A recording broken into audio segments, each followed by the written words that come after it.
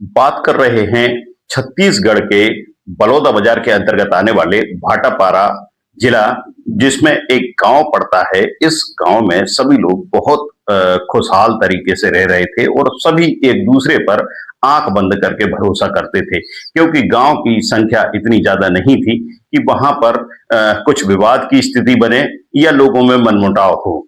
ये माहौल काफी दिनों से अच्छा चल रहा था, लेकिन बीते 4 माह में जो हुआ उसने सारे प्रदेश ही नहीं बल्कि पूरे जिले को झकझोर दिया। क्या? क्योंकि यहाँ एक ऐसी घटना सामने आई जो कहीं ना कहीं न सिर्फ लोगों का भरोसा तोड़ती है, बल्कि एक दूसरे पर विश्वास करने पर भी कहीं ना कहीं असहमति ही जारी करती है।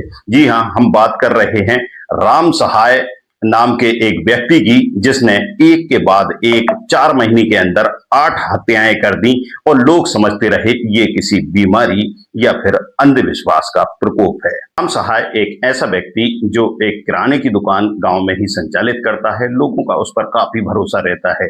इसके अलावा यदि उसके बैकग्राउंड की बात करें तो वह बड़ा ही धार्मिक प्रवृत्ति का व्यक्ति था, जो गांव में एक मंदिर भी बनवाता है। मंदिर में काफी लोग दर्शन के लिए या पूजन के लिए पहुंचते रहते हैं। ऐसे में उसकी गांव में बड़ी ही इज्जत थी, लेकिन जब पुलिस ने उसे गिरफ्तार किया तो पूरे गांव का जो भरोसा है वह टूट गया और जो कहानी है वह बड़ी ही चौंकाने वाली सामने आती है।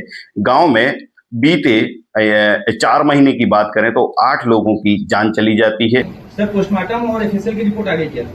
अभी पोस्टमार्टम 4 बॉडियों का पोस्टमार्टम रिपोर्ट पुलिस को प्राप्त हो गया है, जिसमें आवश्यक फॉरेंसिक जांच हेतु दूसरा प्रिजर्व किया गया और डीएनए टेस्ट के लिए भी आवश्यक उसमें कार्रवाई की गई। सर, एफआईआर को केस सेंसिटिव किया गया है, तो क्या एफआईआर मीडिया के सामने उपलब्ध कराया जाएगा क्या? पुलिस के विवेचना के साथ साथ आरोपी की गिरफ्तारी के साथ साथ पुलिस का जो मेन उद्देश्य कानून व्यवस्था बनाए रखना है, तो उस दृष्टि से देखते हुए हमें अभी तात्कालिक रूप से आवश्यक कार्रवाई की गई है। इसमें कुछ कहने वाली बात नहीं। सामने वाले के खिलाफ 8 हत्या का प्रयास का, 8 हत्या का और 1 हत्या के प्रयास का अपराध दर्ज किया गया।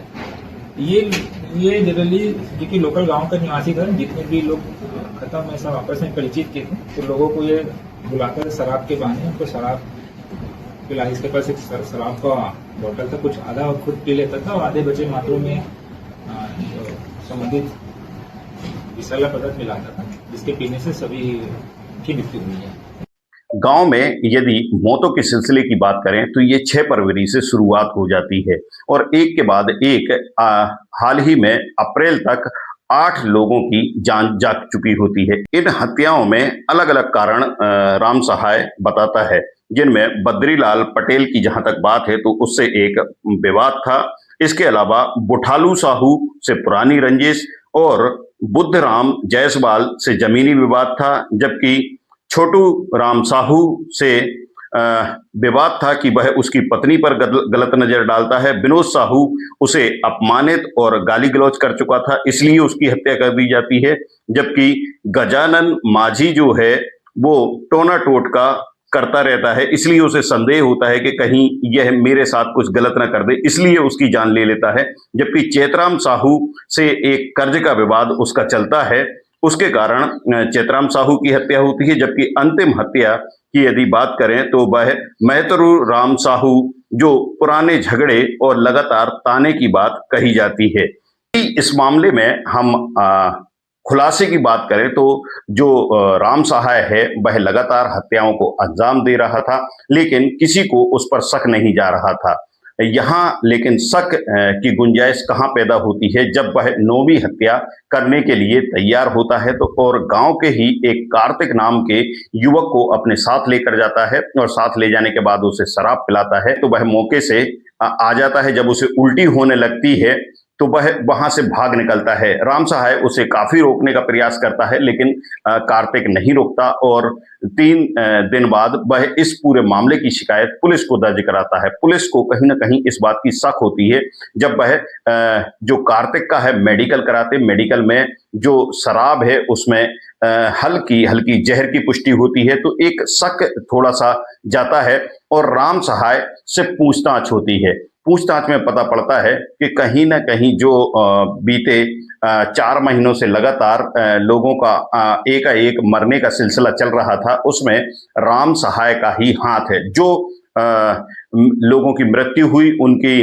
कब्र से उन्हें उखाड़ा जाता है, उनके कंकाल निकाले जाते हैं और फिर उनका भी मेडिकल कराया जाता है। इस तरह 8 लोगों में यह पुष्टि होती है कि उन्हें जहर देकर मारा गया है। यहाँ बताना होगा कि राम सहाय पहले ये जो प्रयास है वह जो गांव के कुत्ते हैं उन पर करता है, उनको जहर देकर मारता है। जब उनमें ये जहर असर करता है, जो चूहे मार दवा होती है उसके माध्यम से वह कुत्तों को जहर देता है और जहर के कारण जो आसपास के कुत्ते हैं वह मर जाते हैं। जब उसे पूरा विश्वास हो जाता है कि यदि किसी को भी शराब पिलाकर यदि हम किसी को मारने का प्रयास करेंगे तो निश्चित रूप से उसमें सफलता होगी।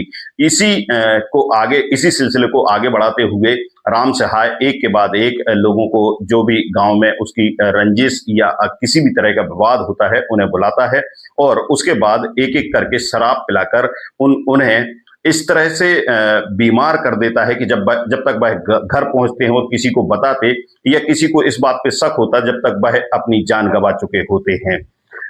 यहाँ बताना होगा कि राम सहाय एक ऐसा व्यक्ति था जो गांव में कोई भी यदि अर्थी उठती थी तो वह सबसे पहले कंधा देने पहुंचता था। गांव में जब भी कोई मरता था, इतना ही नहीं, जिन लोगों की हत्या उसने की है उनके परिजनों को भी सांत्वना देने के लिए वह पहुंचता है और इस तरह वो लोगों में अपनापन और लोगों के बीच बने रहने का प्रयास करता है, क्योंकि उसकी किराने की दुकान भी होती है। किराने की दुकान चलती रहे इसके लिए गांव में किसी भी तरह के अनुष्ठान या फिर किसी भी तरह के कार्यक्रम होते तो उसमें बढ़ चढ़कर हिस्सा लेता रहता था। इसी कारण किसी को कभी शक भी नहीं हुआ। लेकिन जब पुलिस ने पूरी छानबीन की और राम सहाय से पूछताछ के बाद जब शव को बाहर निकलवाया और मेडिकल परीक्षण कराया तो इसमें इस बात की पुष्टि हुई कि जहर देकर कहीं ना कहीं जो गांव के 8 लोग हैं उनकी मौत हुई है और मौत के बाद अब राम सहाय को गिरफ्तार कर लिया जाता है और अदालत में पेश किया जाता है। हालांकि यहाँ बताना होगा कि अभी तक ये मामला न्यायालय में है। ऐसे में हम अभी यह जल्दबाजी नहीं कर सकते कि राम सहाय को हत्यारा घोषित करें, लेकिन प्राथमिक जो जांच है और प्राथमिक जो परीक्षण है उसमें कहीं ना कहीं ये बात साबित हो रही है और सामने भी आ रही है, जिसको लेकर पुलिस भी अपनी जांच आगे बढ़ा रही है। इस पूरी कहानी को सुनाने के पीछे एक यही उद्देश्य है कि आंख बंद करके किसी पे भरोसा ना करें, क्योंकि कई बार भरोसा मौत का कारण भी बन जाता है। ये स्टोरी कैसी लगी और आपको हमारा चैनल कैसा लग रहा है, इसको लेकर आप अपनी राय जरूर दें और अच्छा लगे तो चैनल को सब्सक्राइब जरूर करें। इनसाइट स्टूडियो के लिए